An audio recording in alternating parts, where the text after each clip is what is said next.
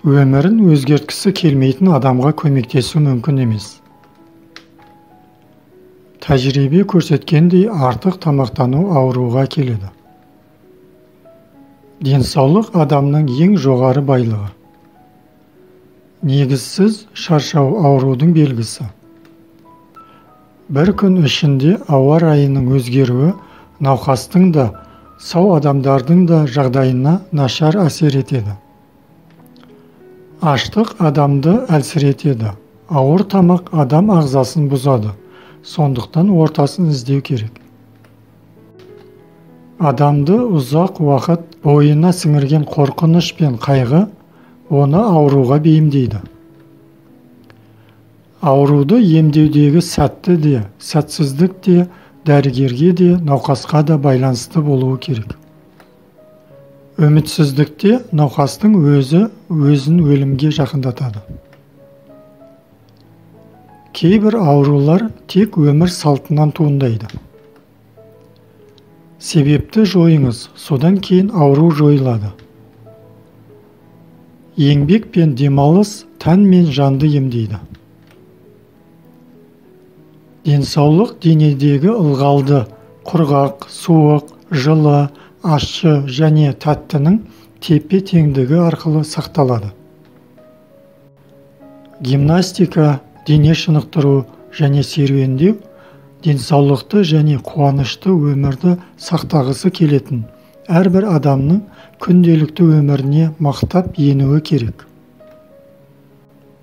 Егер дене тазартылмаса, кез келген тағам оған зиян келтіреді. Ақыл ең жақсы емші. Емдеуді кейінге қалдырмаңыз. Ауру көктен түскен ашық аспандағы найзағайдай басыңа түспейді. Табиғат заңдылықтарын үнемі бұзудың нәтижесі. Артық жұмыстан пайда болған дерт тынығумен, ал бос жүруден пайда болған ауру еңбекпен жазылады.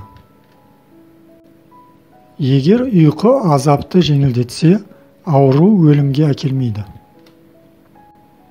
Егер сіз өмір салтыңызды өзгерте алмасаңыз, сізге ешкімде ештеңе де көмектеспейді.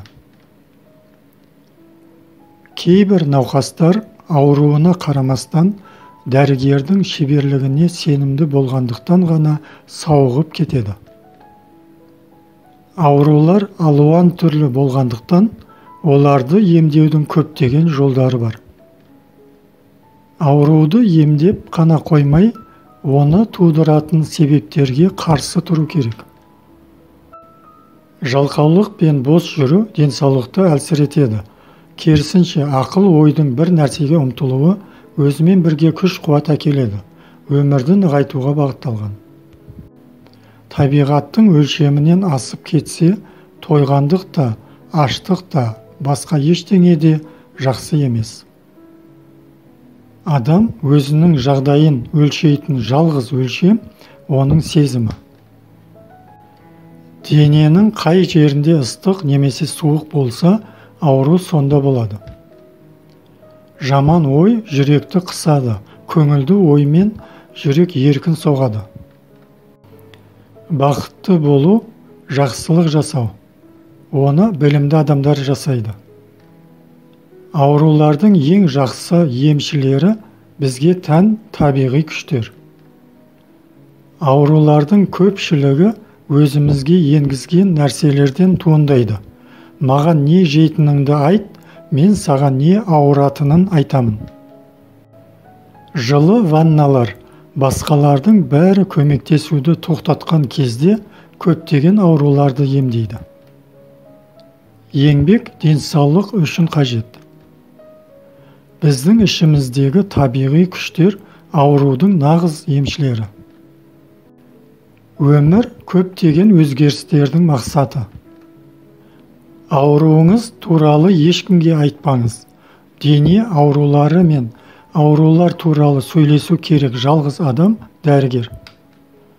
Ауру ең жоғары деңгейге жеткенде науқасты жалғыз қалдырған дұрыс. Жастық шақта жағымдының бәрі жағымдырақ, кәрілікте жағымсыздың бәрі жағымсызырақ. Адам тамақтанудың арқасында өмір сүреді. Тамақтану тамақ, сусын және ауа. Созылмалы аурулар әсіресе қыс пен жаз ауысқанда, яғни көктем мен күзде күшейеді. Адамның миында көптеген аурулардың себебі бар. Ми ләззат, күлкі мен қуаныш пайда болатын жер. Одан мұң, түңілу мен жылау шығады.